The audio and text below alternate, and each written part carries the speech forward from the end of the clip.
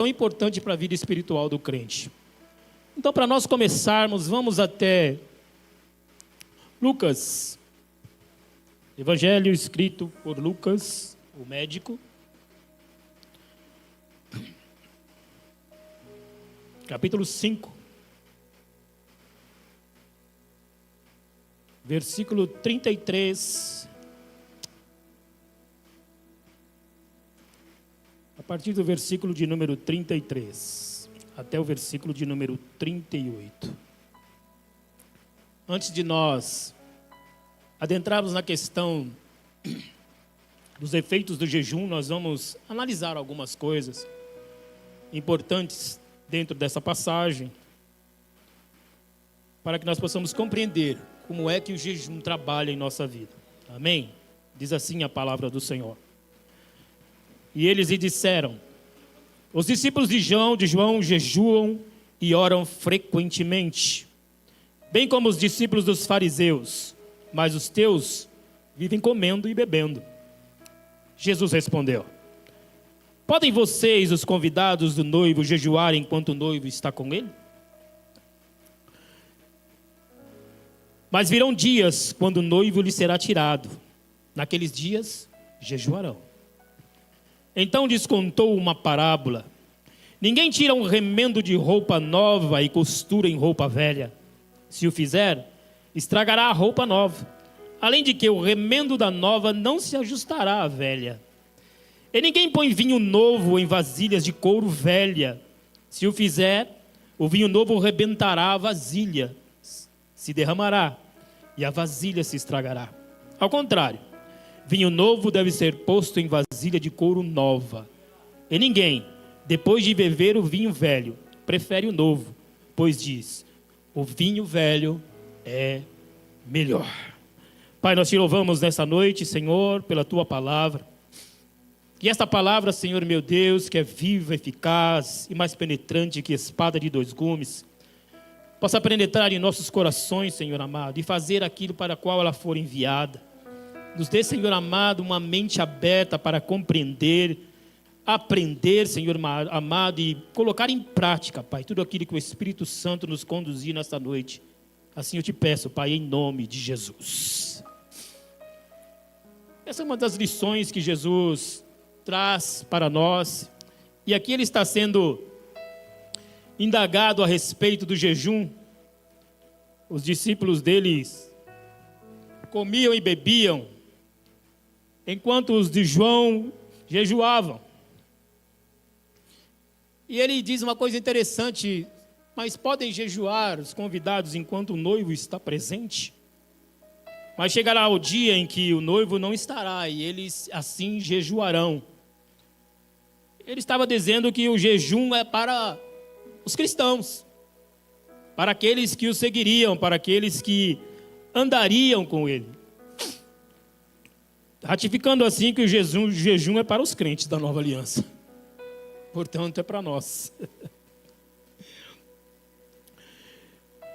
É interessante que dentro desse contexto, Jesus continua contando uma parábola, né?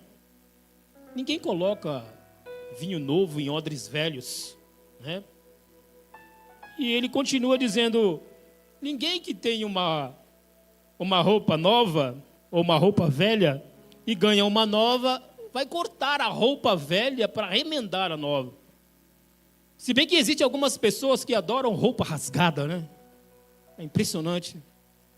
Uma moda terrível, eu nunca entendi essa moda. A pessoa andar com roupa rasgada. Imagine você que gosta de andar com roupa rasgada e alguém te presenteia, fala assim: a pessoa está precisando de uma roupa nova, só anda com roupa rasgada, mas não sabe que é a moda, né? De repente você ganha uma roupa nova e você fala: puxa, eu gosto tanto dessa minha roupa velha rasgada, que vou fazer o seguinte: essa roupa nova que eu ganhei, eu vou cortar um pedaço dela e vou fazer um remendo aqui na minha roupa velha. Isso seria, no mínimo, insensato, né? É impossível alguém que tenha, no mínimo, de inteligência, pegar uma roupa nova e querer arrancar um pedaço para colocar em uma roupa velha. Eu trabalhei muito com costura e eu sei que o pano tem alguns tecidos que eles vão se desgastando, e se você tentar remendar alguma coisa, o remendo só vai aumentar, o buraco só aumenta, porque não suporta mais o remendo. E esse é o fato de que Jesus está falando, que ninguém na sua santa sanidade é capaz de fazer alguma coisa desta forma. Mas Jesus estava falando aqui de uma questão de estrutura, né? Quando ele fala que se tira um pedaço de roupa nova para costurar uma roupa velha, né? Isso não é impossível, mas é loucura. Não é uma impossibilidade, é uma falta de bom senso, né? E ele continua, quando ele fala de roupa velha, odres velhos e odres novos, ele está falando sempre a mesma coisa. Ele está levando para o mesmo sentido. Então, do que Jesus verdadeiramente estava falando? Nós sabemos que a Bíblia ela nos mostra roupa, traz a característica de roupa, de vestes, como condição do homem perante Deus. Notem que no jardim do Éden, Adão e Eva, quando caíram, a primeira coisa que eles foram fazer foi arrumar uma roupa lá de folha. Vou botar uma folhinha aqui para tampar as coisas. O Senhor foi lá e falou, não, essa roupa aí é sem chance, meu amigo. Vou arrumar uma roupinha melhor para você. E foi lá, matou um animal e fez uma roupa decente, né? De peles de animais e cobriu o homem. Vestiu, né, o homem e a mulher ali, para que eles não andassem daquela maneira, uma vez que haviam caído, e agora já se enxergavam de uma outra forma. Ele também fala sobre uma referência interessante, da condição do homem, né? Roupas velhas fala da condição do homem. É interessante que ele fala que essa condição do homem, que para ele foi oferecido algo novo, que este algo novo oferecido por Deus não poderia ser colocado em algo velho, ou numa condição humana velha, numa condição humana ultrapassada. É impossível alguém receber um presente de Deus como a salvação e se manter numa vida totalmente contrária àquilo que ele recebeu. Aquilo que Deus entregou a você não pode ser adaptado a uma velha vida, a uma velha condição, a uma velha estrutura. Tem que haver uma mudança. E o que nós estamos vivendo nos dias atuais, não só de um evangelho que usa somente uma parte, né? Pessoas que usam somente uma parte do evangelho para adaptar a sua vida à sua velha vida antiga. Nós temos visto aí igrejas se abrindo, dizendo que são servos de Deus, mas que querem viver da mesma maneira que viviam anteriormente. E olha só o que nós temos dentro da palavra de Deus. Pessoas que querem apenas viver partes do evangelho. E querem misturar o princípio do evangelho à sua vida antiga.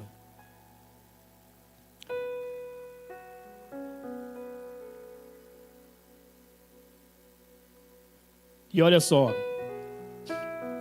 quando Jesus está falando daquele odres era uma bolsa de couro que era colocado vinho. E fechado ali ele ajudava a não entrar o oxigênio e ajudava na fermentação. Se esse odre não estivesse em perfeitas condições, sabe o que ia acontecer? Explodir. Ele ia estourar. Ia se perder tanto o vinho como o odre. É isso que Jesus está querendo falar. Que a nova condição que Deus está oferecendo não pode ser colocada em algo antigo, ou em uma velha vida, ou uma velha estrutura. Se eu tentar receber o vinho novo de Deus em uma estrutura antiga, eu vou perder. Este evangelho que está sendo pregado e essas pessoas que estão tentando adaptar partes do evangelho na sua velha vida, vão ter um sério problema.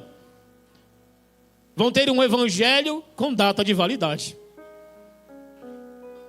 Logo, logo ele vai se extinguir. E veja só o que Paulo escreve na sua carta aos Efésios. Aliás, nós estamos estudando Efésios às terças-feiras aqui. Paulo é taxativo na carta aos Efésios. E veja só o que eles falam. Ele diz que, ele fala sobre a necessidade de trocar as vestes, ao invés de fazer uma adaptação. Efésios capítulo 4, do 22 ao 24. Presta atenção. Quanto à maneira antiga de viver, vocês foram instruídos a deixar de lado a velha natureza, que se corrompe segundo os desejos enganosos, e a se deixar renovar no espírito de entendimento de vocês, e a se revestir da nova natureza, criada segundo Deus, em justiça, retidão, procedentes da verdade, que é a sua palavra. É isso que Paulo escreve. Não há como você tentar adaptar o que Deus está te dando e se manter em uma vida totalmente contrária e querer continuar com a velha vida.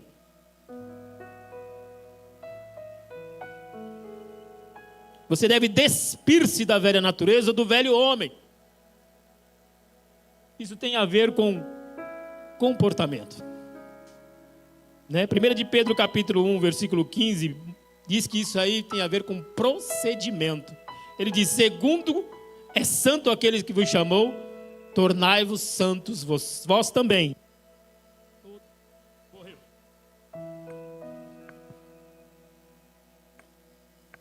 Som, nasceu de novo. Ressuscitou. Segundo é santo aquele que vos chamou, tornai-vos santo também vós mesmos, em todo o vosso procedimento. E o que a santificação exige? Inquestionavelmente, mudança de comportamento, mudança de atitude. E nós não mudamos o nosso comportamento para sermos salvos.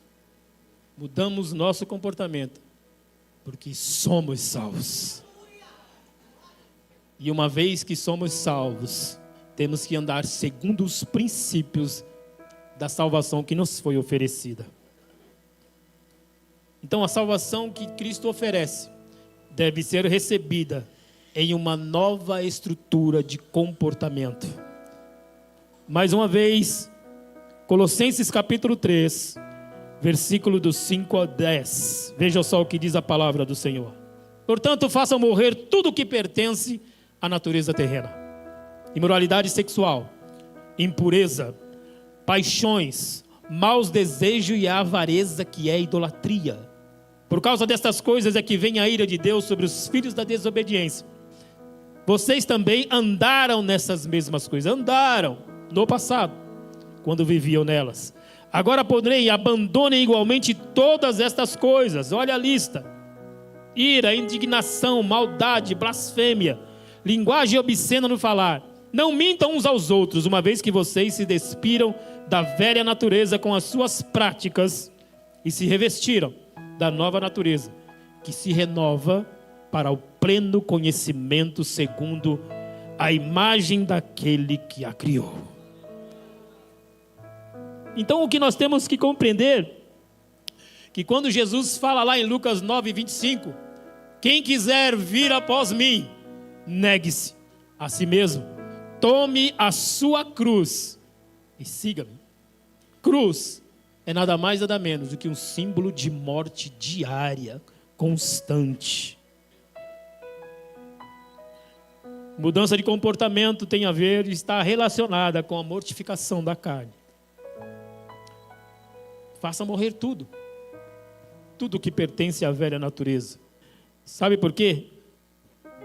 Porque a carne não se converte. A carne tem que ir para a cruz.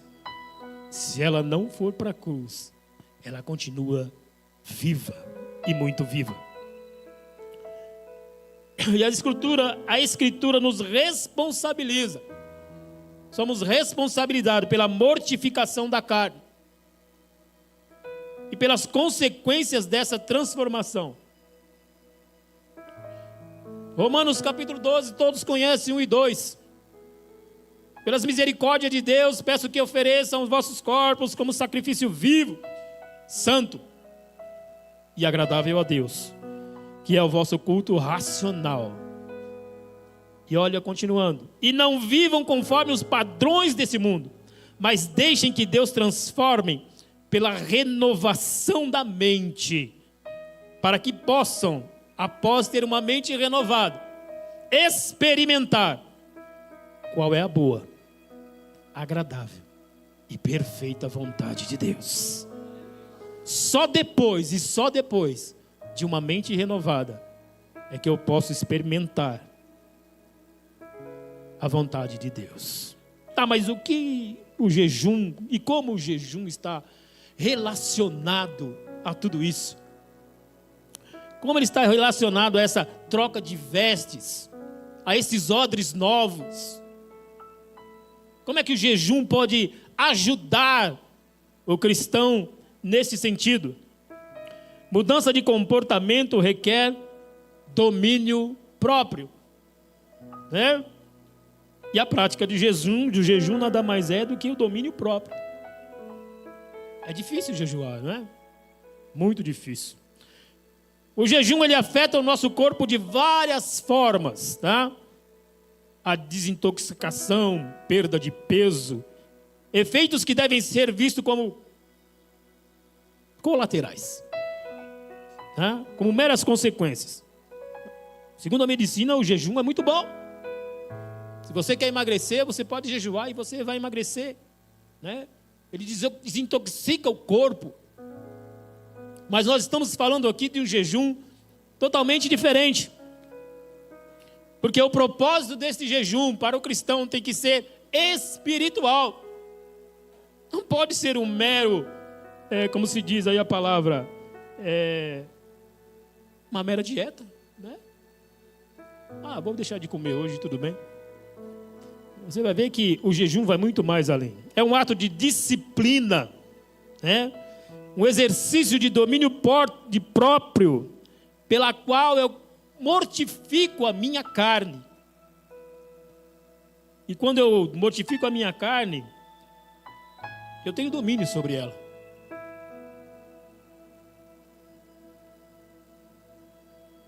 Vestes velhas e odres velhos, uma vez que o corpo está dominado, dá lugar ao fruto do Espírito. Vestes novas e odres novos. O nome disso é santificação. E a santificação, ela tem que atingir e agir o ser completo. Olha só o que está escrito na palavra do Senhor. Ele afeta a integridade humana nos seus aspectos espiritual, emocional e físico. Em sua esfera de ação, ele abrange o ser completo, o homem interior.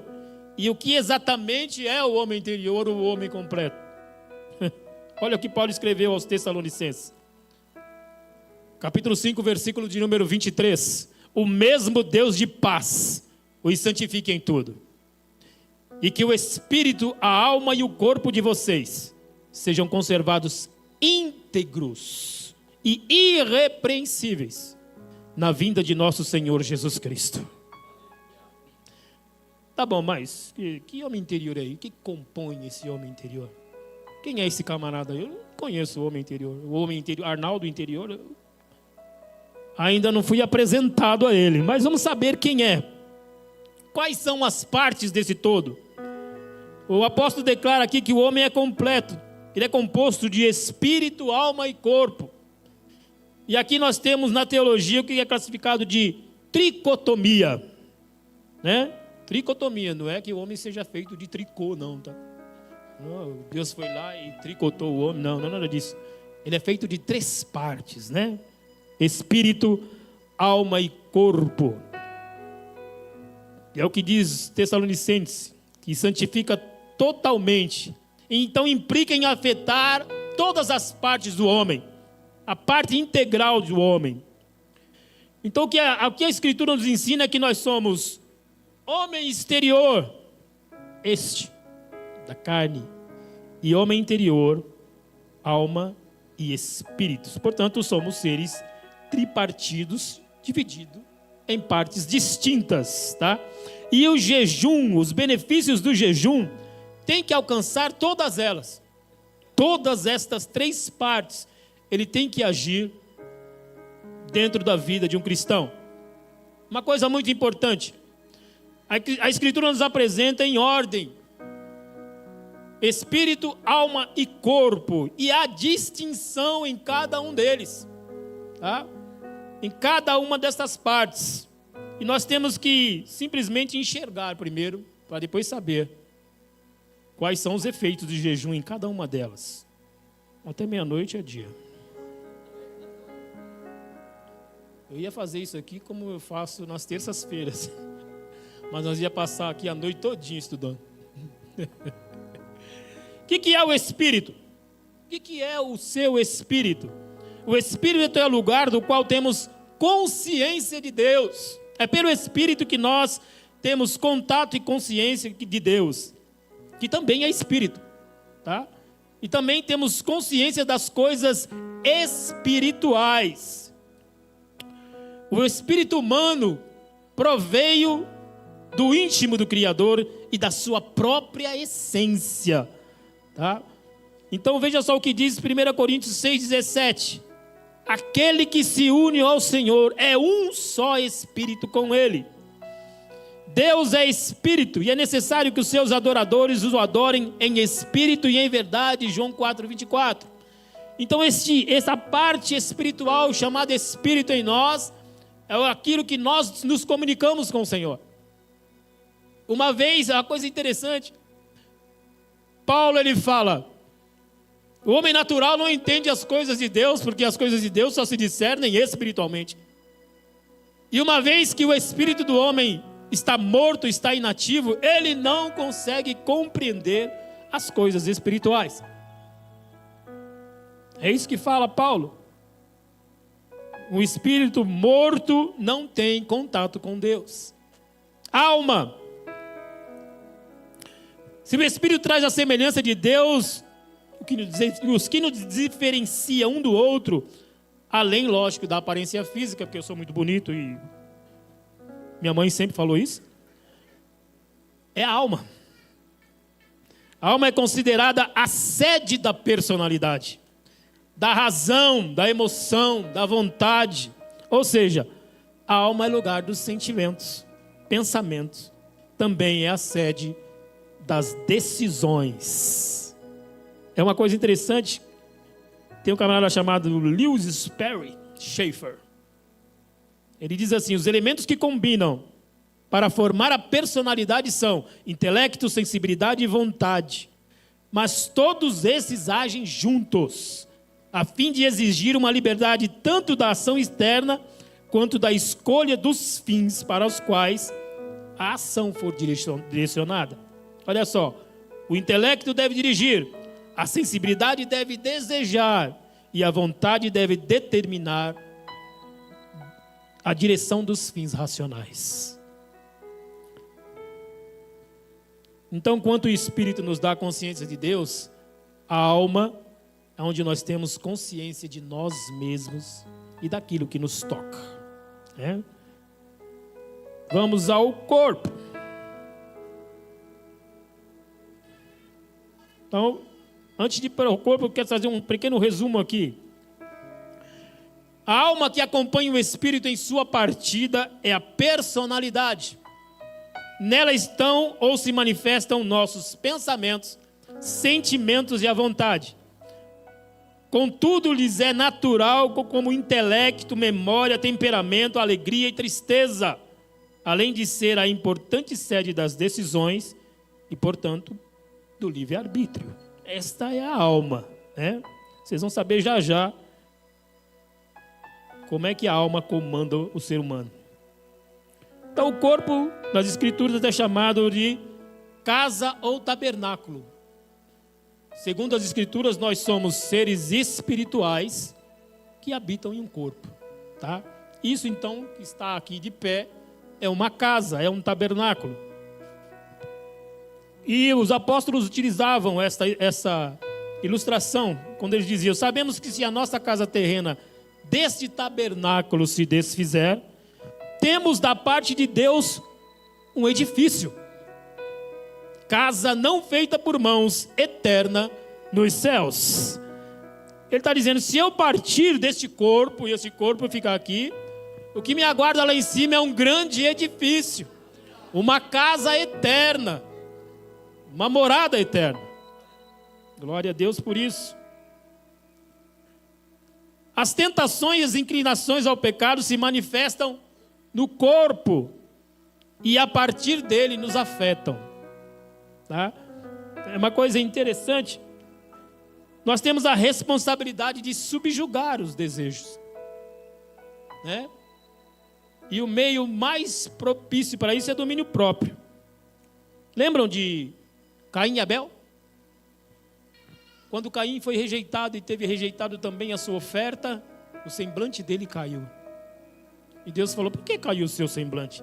Se você fizer bem, não será aceito. O pecado está batendo a sua porta. Cumpre a você dominá-lo. Ele não dominou, tirou a vida do próprio irmão. Uma forma de você ter domínio próprio é refreando a carne, né? Olha o que Paulo fala: eu esmurro o meu corpo e reduzo ele à escravidão, para que, tendo pregado aos outros, não venha eu mesmo a ser reprovado. Paulo é tremendo, né? Então, como é que o jejum vai afetar cada uma dessas partes? Nós vamos agora entrar aí numa coisa interessantíssima. O nosso ser integral é afetado pelo jejum. Nosso espírito foi regenerado por meio do novo nascimento e tornou-se participante da natureza divina. Olha que coisa linda. Você uma vez estava lá no mundo, sendo dirigido pela alma. A alma comandava a sua vida, você fazia o que bem queria. Mas um dia você recebeu a Jesus como Senhor e Salvador. E teve o seu espírito regenerado. O Espírito Santo agiu no seu espírito. E você agora é uma nova criatura em Deus. Mas tem aí um processo interessante para manter este espírito vivo. Nós somos regenerados, mas nós somos regenerados à semelhança de uma criança recém-nascida. E toda criança recém-nascida precisa crescer, não é mesmo? Precisa de crescimento. E nossa alma encontra-se em um processo de restauração. Isso tem a ver ou depender de desprender, na verdade, de todo acúmulo de maldade e passar nada mais, nada menos à prática da palavra de Deus. A única maneira que eu posso, o que eu tenho, de fortalecer o meu espírito é palavra e jejum e oração.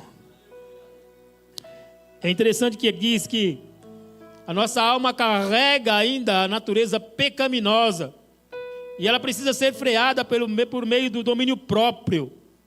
Como nós falamos aqui, ela não se converte, a carne é terrível. Tem que ser mortificada. E esses são os efeitos dos jejuns em nós.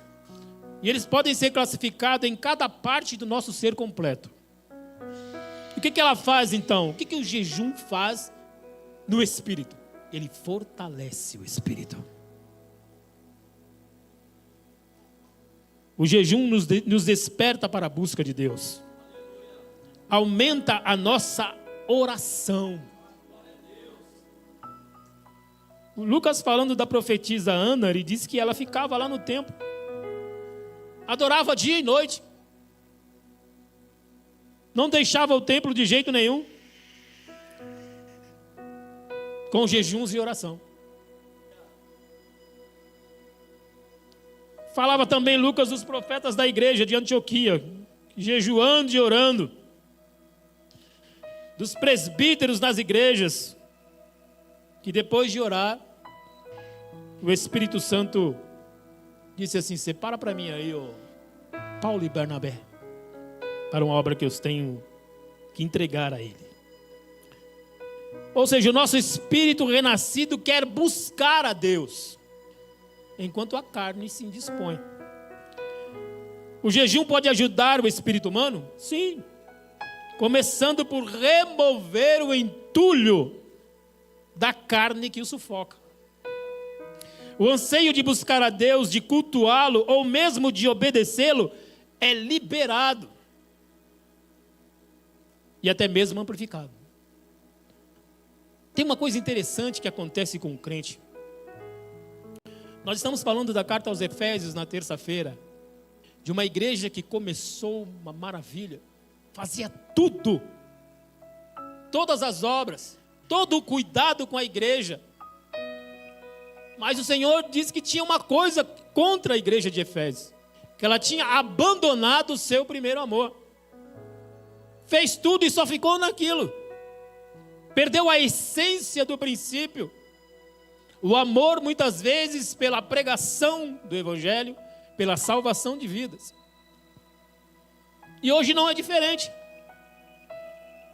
As pessoas, por pouquíssimas coisas, deixam de cultuar. Deixam de vir ao culto. Deixam de prestar culto a Deus. Nós aprendemos aqui que culto é serviço, através do presbítero Wellington. Quem não conhece é o Tom. O Wellington, né? O Tom. Presbiton. Culto é serviço. Quando eu não venho cultuar, eu estou deixando de prestar um serviço, não é para o pastor, não é para a igreja, estou deixando de prestar um serviço a Deus. E tem uma coisa que está entalada aqui na minha garganta. Deus nos deu uma ferramenta impressionante, muito boa, porque já estava dito lá em Daniel que o saber se multiplicaria, a ciência se multiplicaria. E nós temos aqui, diante de nós, uma ferramenta que leva a palavra ao vivo às pessoas. Mas eu quero me direcionar a você que está hoje aí nos assistindo pelo YouTube. Essa ferramenta que Deus levantou não somente aqui na Bereana, mas em várias igrejas que utilizam dessa forma. Ela foi levantada para que a palavra chegue até os presídios, para que a palavra chegue até os hospitais. E hoje a nossa querida irmã Vilma está nos ouvindo. Saiba que você não está sozinha nessa luta. Tem um exército aqui orando pela sua vida e pela vida do Davi. Esse instrumento foi levantado para levar a palavra às pessoas que não podem vir até a igreja, que não tem como se locomover, ou não tem alguém para trazer. Mas você que está assistindo, que pode caminhar, que goza de perfeita saúde, o seu lugar de culto é aqui, junto com a igreja, junto com os irmãos, sentindo um cheiro de cada um abraço, dando glória para que o fogo daqui alcance as pessoas de lá. Isso foi levantado para trazer comodismo aos crentes. Temos que entender isso. O meu lugar de prestar culto a Deus é em comunhão, em assembleia. Porque diz a palavra do Senhor que é em comunhão que o Senhor ordena a bênção. E se você quer ser abençoado, isso não estou falando de vida financeira, é juntamente com os irmãos aqui em culto, em assembleia, ajudando a levantar e a aumentar o fogo do Espírito Santo. Pronto, falei. O jejum também aumenta a nossa sensibilidade. Se tem uma coisa que tem nos faltado nos últimos tempos, é sensibilidade. A palavra de Deus, ela é espiritual. E Cristo disse assim: o ser humano não viverá só de pão, mas de toda a palavra que procede da boca de Deus. E as palavras que eu lhe tenho falado são espírito e são vida. Logo elas devem ser recebidas no espírito, e não somente na nossa razão. Paulo afirmou que as pessoas naturais não aceitam e não entendem as coisas de Deus. O adjetivo natural aqui é usado em relação ao homem e retrata a sua razão intelectual, a sua capacidade intelectual de não compreender. Porque a compreensão do que se fala, do que a palavra fala, se dá diretamente no Espírito. É pelo Espírito que nós entendemos e compreendemos a mensagem do Senhor. Quando este Espírito é renascido, quando este Espírito nasceu de novo através do novo nascimento, através da regeneração. O jejum, ao afligir a alma e o corpo, torna-nos mais sensíveis espiritualmente. Para quê? Para ouvir o que o Espírito diz à igreja. Que Deus nos ajude a ganhar esta sensibilidade, a buscar esta sensibilidade através de uma vida consagrada ao Senhor. Quantos aqui já ouviram audivelmente a voz de Deus? Quantos? Poucas pessoas. Na igreja do passado isso era comum, porque o Espírito Santo era quem falava. Por que não estamos mais ouvindo a voz do Senhor? Não estou falando de profecia.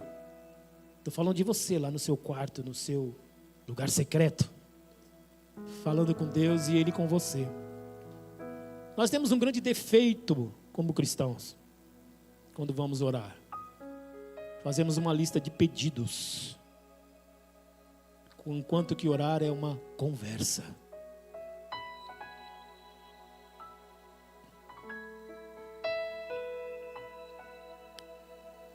Vamos continuar aqui, senão o negócio vai ficar feio.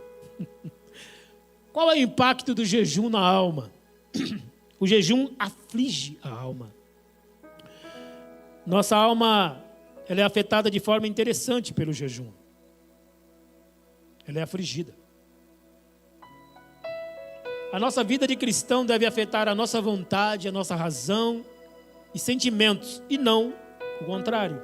Ou seja, as capacidades de escolher, sentir e pensar devem ser controladas. Não nós sermos controlados por elas. Quando eu me deixo ser controlado por essas capacidades, isso quer dizer que quem está mandando é a alma, não é o espírito. Eu estou sendo guiado pela alma, quando na verdade eu recebi de Deus um espírito novo, uma nova vida, uma nova criatura. Eu tenho que ser dirigido pelo Espírito e não pela alma. Porque a alma só quer satisfazer o corpo. Enquanto o Espírito só quer agradar a Deus. Somente a palavra de Deus possui o poder de restaurar a alma. O jejum nesse sentido, além de ser uma abstinência, ele conta com a oração e leitura da palavra. Sabe que jejum não é só jejum. Se você adicionar no jejum a oração e a leitura da palavra, sabe qual vai ser o efeito? A alma vai perder o controle. E vai ter expostas todas as suas intenções e motivações. A alma não vai mais controlar. Mas para isso, eu tenho que colocar em meu jejum oração constante e leitura da palavra. Não vou jejuar e vou Assistir o Netflix. Não vai dar certo. Davi afirma lá em Salmo 35:13: eu afligi a minha alma com jejum. Ele ainda declarou, sendo ele o homem segundo o coração de Deus: em jejum está a minha alma. Esta humilhação que aflige a alma consiste especialmente no reconhecimento da nossa incapacidade e insuficiência. Ainda que não se trate de um jejum de arrependimento, qualquer jejum carrega consigo a capacidade de nos dobrar, de nos quebrar no meio. Então jejuar tem a ver com esvaziar-nos de nós mesmos para sermos cheios de Deus. Isso vai me lembrar o que Filipenses fala, né?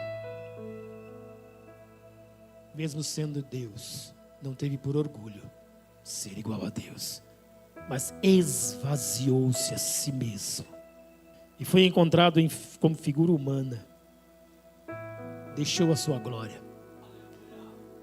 E se nós queremos ser cheios de Deus, o jejum tem esse poder de fazer com que nós nos esvaziemos de nós mesmos. Deixemos o nosso eu, a nossa vontade, e passemos a ser cheios da presença do Senhor.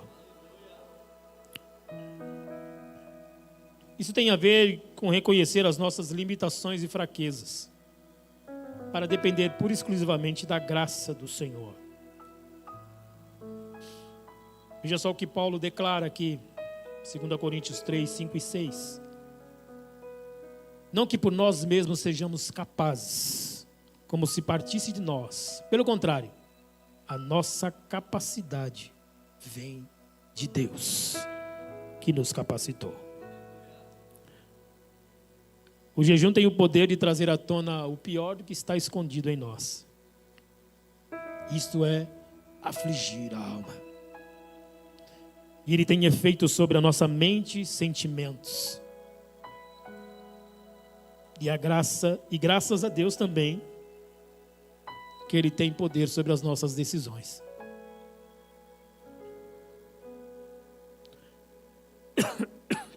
E somente a partir desse afligir da alma é que nós permitimos que Deus, que o Senhor nos trate, que o Senhor troque os nossos odres velhos por odres novos, a nossa roupa velha por roupa nova, para receber o novo de Deus.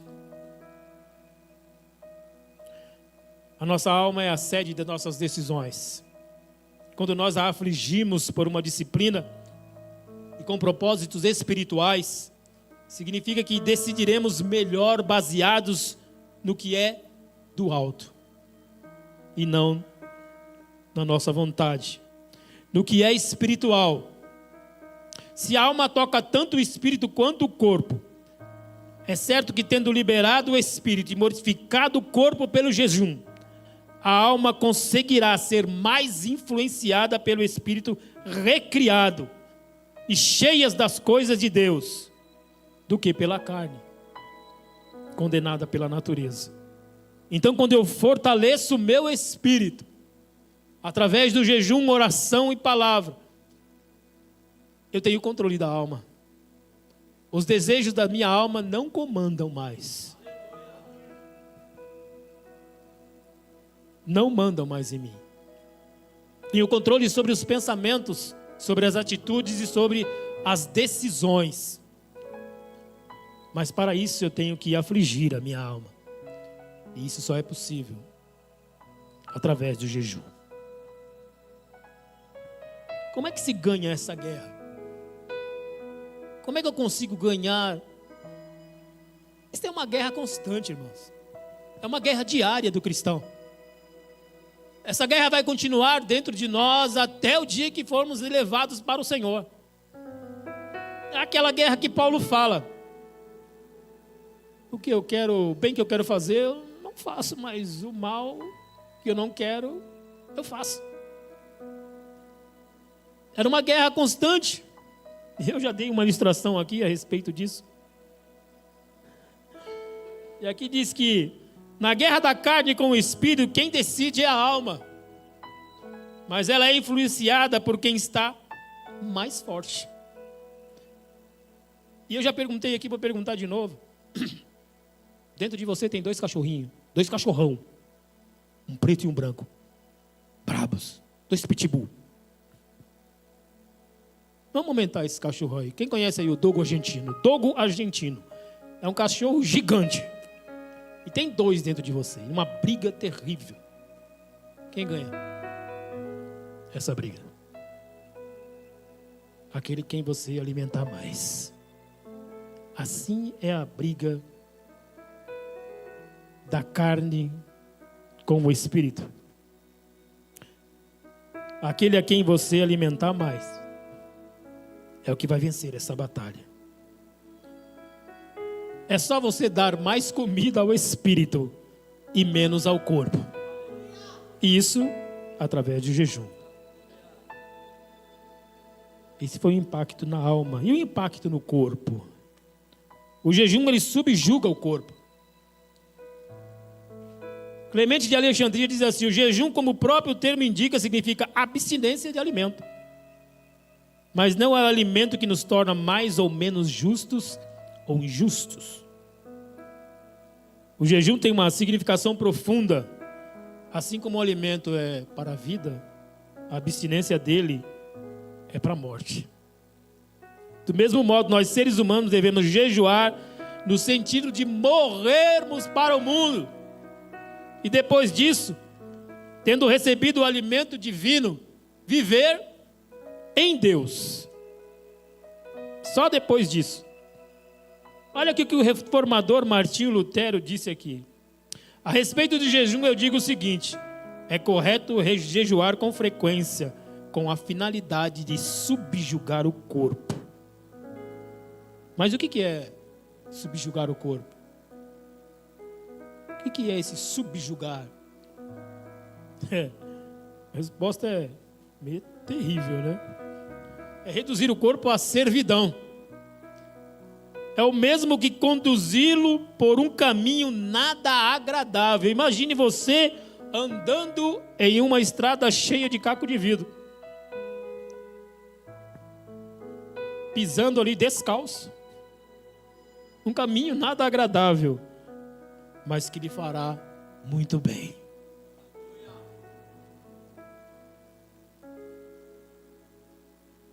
A disciplina da vida do cristão, bem como a sua mortificação da carne, não se dá somente através de jejum. O jejum é um auxílio, né, que nos ajuda. Mas o domínio próprio e a mortificação intencional da nossa natureza carnal devem continuar nos intervalos dos jejuns que nós realizamos. Porque o jejum vai acabar. Ou eu vou ficar jejuando pro resto da vida? Vai morrer. Tem um período de jejum. E esse jejum vai acabar. A mortificação da carne tem que continuar, mesmo depois do jejum. O jejum é uma ajuda para nós cristãos mortificarmos o nosso corpo, afligirmos a nossa alma e vivificarmos o nosso espírito.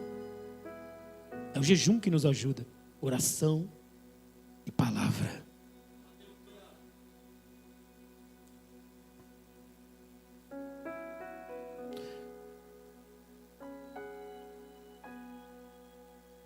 Eu queria falar mais coisas, mas o tempo já foi.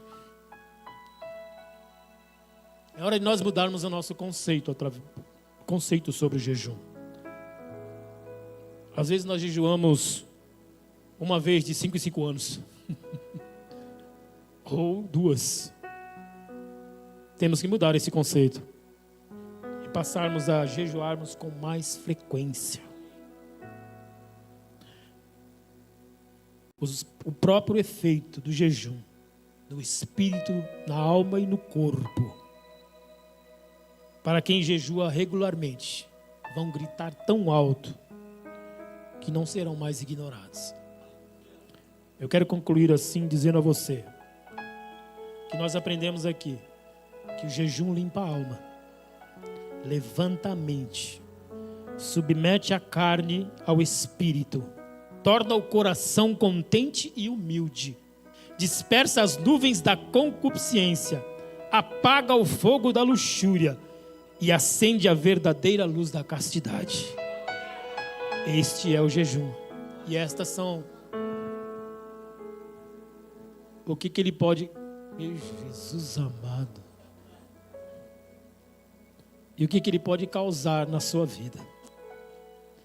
Portanto, ele tem que agir no ser completo. Corpo, alma e espírito. Aquele cara ali tomou muito sol, né? Amém? Se você entendeu a palavra, aplauda Jesus. Que Deus abençoe os irmãos.